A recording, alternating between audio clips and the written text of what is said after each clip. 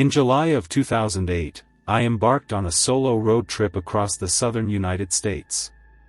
It was a couple of weeks before I was due to start university, and I needed some time to clear my head after a recent breakup. My plan was to begin in Nashville, Tennessee, camp at national parks in Alabama, explore a few beaches in Florida, and finish off the journey in Baton Rouge, Louisiana. At this point in my trip, I found myself in Alabama, heading towards the Bankhead National Forest. This vast and desolate expanse of nature appealed to me, offering a genuine escape from the hustle and bustle of everyday life. I arrived at the National Forest around mid-morning and spent the day indulging in all the activities a nature lover would relish: hiking, fishing, and soaking in the serenity. As the evening set in around 7 p.m., I located a camping area and began setting up my tent for the night. Glancing around, I noticed only 2 other tents in the entire camping area. One of them packed up and left just as I arrived, leaving me alone with the remaining silhouette of a person sitting in the single remaining tent. They remained motionless, and though it seemed like they were staring at me, I dismissed the thought and continued with my tent setup. Sitting by the fire, I couldn't ignore the unusual silence in the air. Even in the wilderness, the lack of wildlife sounds made me uneasy. As the night progressed, my firewood stash dwindled, prompting me to venture into the tree line with my flashlight to replenish it. I must have lost track of distance because, before I realized it, I was a few hundred feet into the tree line, away from the camping area. As I retraced my steps, I found myself near the other person's tent. Silently passing by, I stole a glance inside, only to be met with a chilling sight: the person remained in the same position, unmoving for hours. Back at my campsite, I called it a night, dousing the fire and retreating into my tent. Questions plagued my mind. Was the person in the tent okay? Was the departing car related to them? As I lay there, exhaustion eventually took over, and I drifted into an uneasy sleep. A couple of hours later, something jolted me awake. Opening my eyes, I found the same person, still and motionless, now just inches in front of my tent. Panic set in, and I fought to control my fear, hoping they hadn't noticed my awakening. Praying for them to go away, I closed my eyes, eventually falling back asleep. With the sunrise, I cautiously unzipped my tent, relieved to find no one there. But the lingering fear held me in place for another 15 minutes. When I finally mustered the courage to look around, the other campsite's tent remained, but the person was gone. In a hurry, I packed up without disassembling my tent, tossing it into my trunk and speeding away. It was only when I reached my car door that I noticed a chilling message on the driver's side window: "You shouldn't cry." Questions swirled in my mind about the person, the departing car, and the unsettling encounter. 11 years later, the mystery remains, a haunting memory from the depths of the wilderness.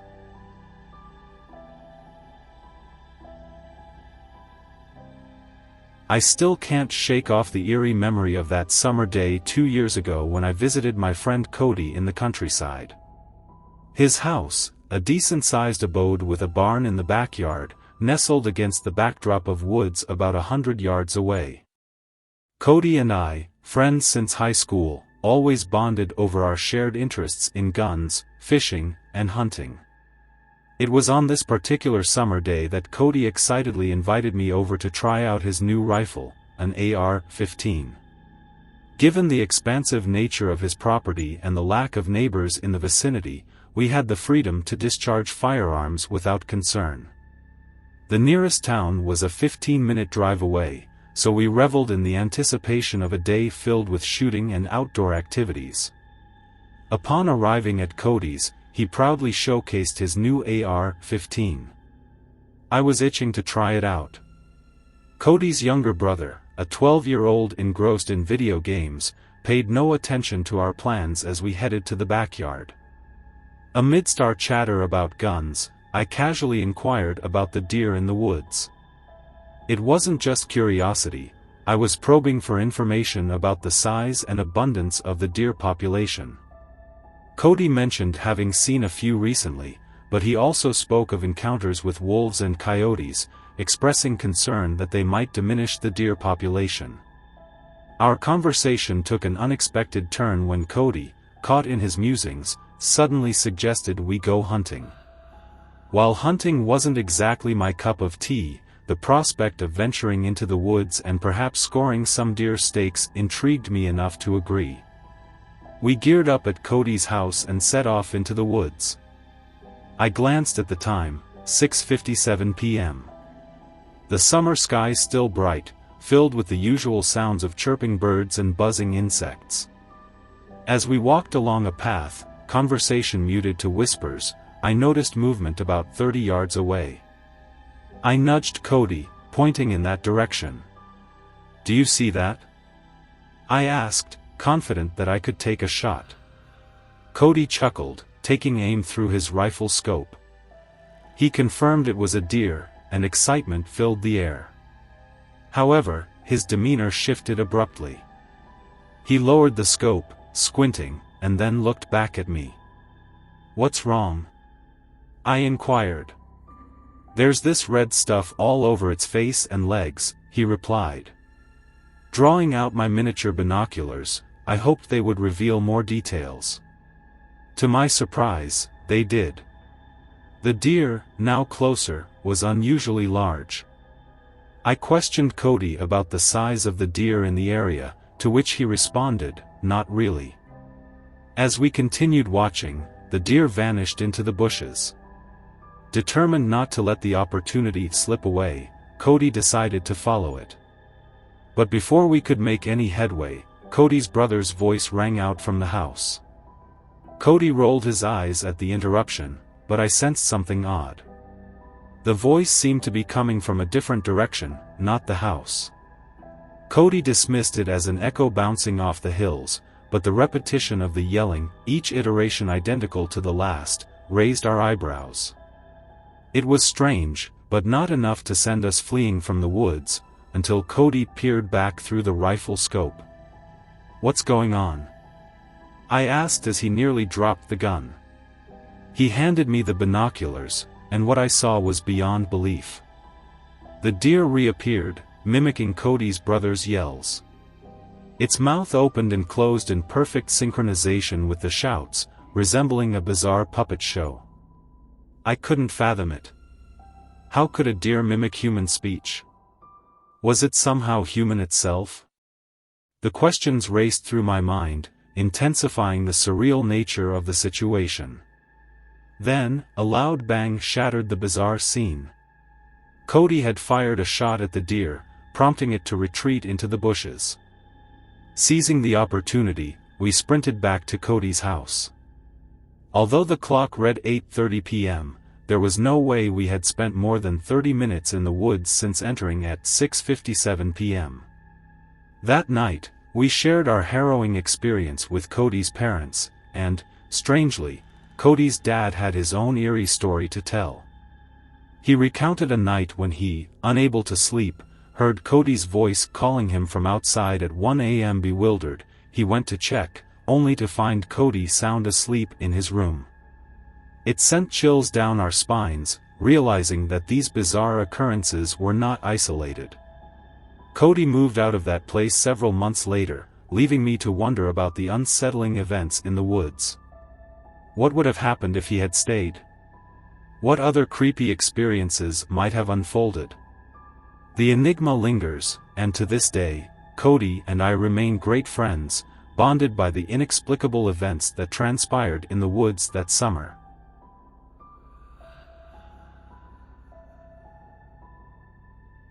The memories of that fateful camping trip in the mountains still send shivers down my spine. It was an excursion that started with the promise of adventure but quickly descended into a nightmarish ordeal. The eerie events that unfolded in the darkness of the wilderness were beyond the realm of imagination. It was a 2-week camping trip with a group of 17 people, a mix of girls and boys, nestled in the heart of the mountains. Our campsite was near a fence adorned with barbed wire, a feeble attempt to keep out the ever-persistent coyotes that roamed the area. We raised farm animals, including horses and fowl, and the fence was meant to be our line of defense against the relentless intruders. Little did we know that the true source of our terror would come from beyond that very fence. One night, as the crackling fire warmed our faces and the moon cast an ethereal glow on our surroundings, we decided to share scary stories. The atmosphere was filled with laughter and the usual banter until, suddenly, a branch snapped behind me. The sound was so abrupt that it sent me, along with the others nearby, leaping towards the fire pit in a collective panic. As we stood there, wide-eyed and scanning the darkness, an unsettling silence fell upon the group. We were on edge, waiting for some sign of what had caused the disturbance. Several minutes passed, and with a collective sigh, we convinced ourselves that it was probably nothing. Tentatively, we settled back into our spots, resuming our stories and laughter. But then, it happened again. This time, the sound came from just beyond the fence. My heart raced as I jumped up, my nerves on edge. It was a voice that sent a chill down my spine. It felt as if someone, or something, was toying with us. With trepidation, I turned to face the source, but all I could see was a rustle in the bushes, as if the unseen intruder reveled in our fear. I wasn't the only one who heard it. The guys around me wore expressions of terror, huddling together and staring into the woods. Peter, the tallest among us, had had enough. He stood up, bellowing into the forest, demanding the prankster reveal themselves. Little did we know that the night was about to take a turn for the worse. Suddenly, a dozen or so deer burst from the woods, oblivious to our presence. They fled with an urgency that mirrored our own fear. Something had startled them, something that struck terror into the very hearts of these usually elusive creatures. The atmosphere was thick with an unspoken dread. What lurked out there that could terrify everything around us, prompting a stampede of animals and unsettling the very foundation of our camp? Instinctively, I suggested we retreat to the cottages. No one hesitated, no one wanted to stay out in the wilderness any longer. With adrenaline-fueled speed, we packed up and made our way back, leaving the unsettling sounds of the forest behind. However, our ordeal was far from over. Before we reached the safety of the cottages, an acrid stench invaded our senses. It was a putrid odor, a combination of rotten eggs and decaying animals. The smell was so overpowering that it clung to us like a sinister omen, a sign of something unnatural lingering in the night. That night, as we settled into our beds, a cacophony of haunting sounds erupted from the forest we had just escaped. It echoed through the land, penetrating the walls of our refuge. We locked all doors and windows, but the unearthly sounds persisted, as if 1,000 tortured souls were writhing in agony in one concentrated spot. It was a symphony of despair, and it haunted us through the night. Sleep eluded most of us. We lay in the dark, trying to rationalize the inexplicable events of the evening. One of the girls, unable to resist the curiosity, got up to peer out the window towards our abandoned campsite. A gasp escaped her lips, and we all turned to see the look of sheer horror etched on her face. "I thought we put the fire out," she stammered, her voice barely above a whisper. Panic gripped us as we rushed to the window, eyes fixed on the distant glow of the fire pit. Despite our efforts to extinguish it with dirt, the flames danced as if untouched, casting an eerie glow on the figure that stood beside it. A small, hunched figure emerged from the tree-line and approached the fire. It stood there, seemingly shivering, as if struggling to maintain stillness. The air in the room grew heavy with tension as we collectively held our breath. "Who is that?" the girl whispered, but none of us had an answer. The night had taken a surreal turn, and the mysterious figure remained an enigma. The next morning, in the harsh light of day, we mustered the courage to investigate our campsite. The scene before us was one of chaos and destruction. The bushes by the fence had been uprooted and torn to shreds. The once imposing fence now bore a massive hole, as if a colossal force had torn through it. The fire pit, a symbol of warmth and camaraderie, lay trampled and reduced to an ash pancake. Curiously, despite the visible signs of turmoil, there was not a single footprint around the disturbances. It defied all logic. How could such havoc be wreaked without leaving a trace? It was as if the night's events existed in a realm untouched by the laws of nature.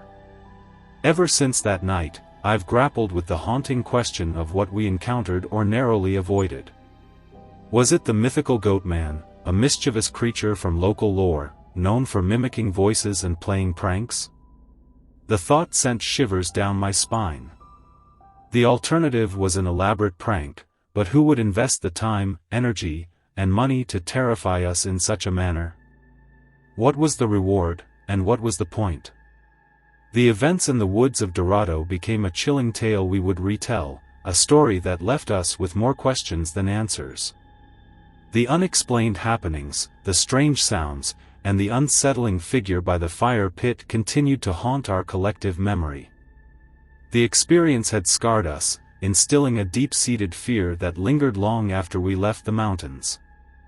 We swore off camping in that area for a very long time, the trauma of that night casting a long shadow over our once-beloved outdoor adventures.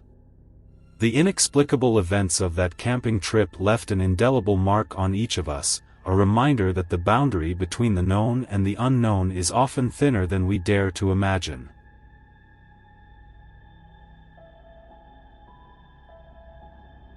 In the sultry heart of El Salvador, where the mysteries of folklore intertwine with the fabric of everyday life, my father, just a boy at the time, found himself in a tale that still sends shivers down his spine.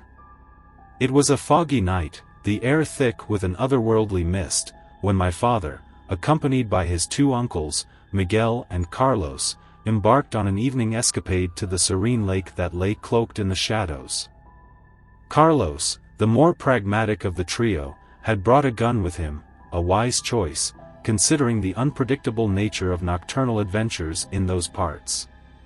As they rode out into the quietude of the lake, little did they know that this night would etch itself into their memories with an indelible mark. The initial tranquility of the lake belied the unearthly events that would soon unfold. Approximately half an hour into their nocturnal exploration, a disconcerting symphony reached their ears, a woman's plaintive sobbing, reverberating through the stillness of the night. Miguel and Carlos exchanged uneasy glances, the gravity of the situation etched on their faces. In a hushed tone, they informed my father that it was La Llorona. In Salvadoran folklore, La Llorona, or the Weeping Woman, is a spectral figure often associated with bodies of water.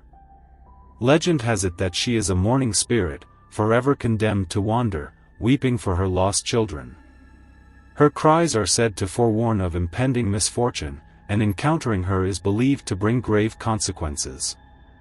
As the ominous sounds of sobbing drew nearer, Miguel and Carlos hastily began packing their belongings. Bewildered, my father questioned the urgency of their retreat.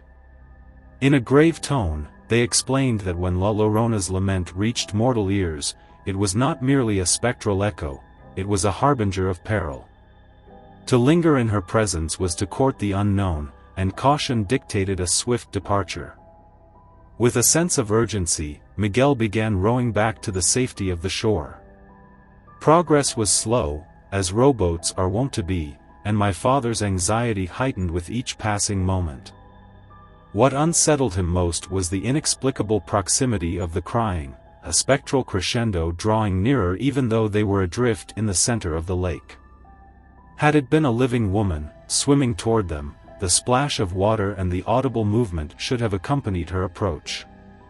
Yet, all that filled the air was the haunting sobbing, devoid of any telltale signs of physical presence.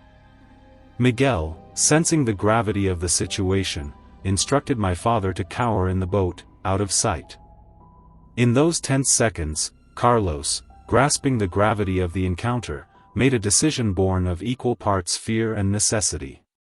He raised the rifle and fired into the obsidian night. The explosion shattered the eerie silence, sending ripples across the lake's still surface. The moment hung suspended in time as the report echoed through the fog, melding with the spectral cries. My father, a witness to the unfolding macabre, felt a chill seep through his very core. The ethereal cries persisted, haunting the edges of the gunshot's resonance. The boat, now propelled by both oars and the weight of fear, finally reached the shore. The uncles wasted no time. They bundled my father into the safety of the waiting car, the chilling echoes of La Llorona's lament fading into the distance as they sped away. Only then, with the safety of distance, did the cries relent. The darkness swallowed the haunting wails, and my father, though shaken, was spared from the clutches of the legendary spectre. The uncles, in the aftermath of the chilling encounter, offered an explanation that bordered on the surreal.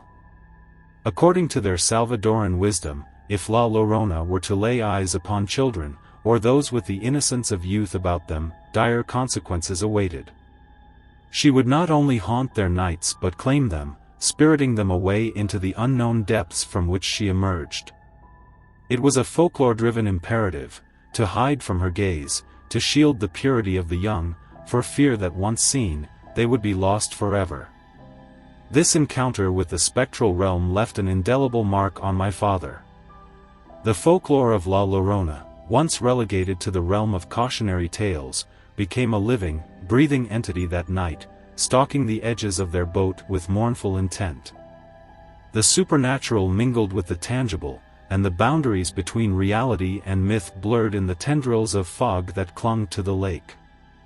The uncles, seasoned by the folklore that permeated their culture, navigated the treacherous waters of that fateful night with a combination of pragmatism and reverence for the unknown. The gun, a talisman against the unseen, became a tool to fend off the intangible, bridging the gap between the known and the spectral. As the car sped away from the scene, the air heavy with the residue of supernatural encounter, my father cast a glance back at the now distant lake.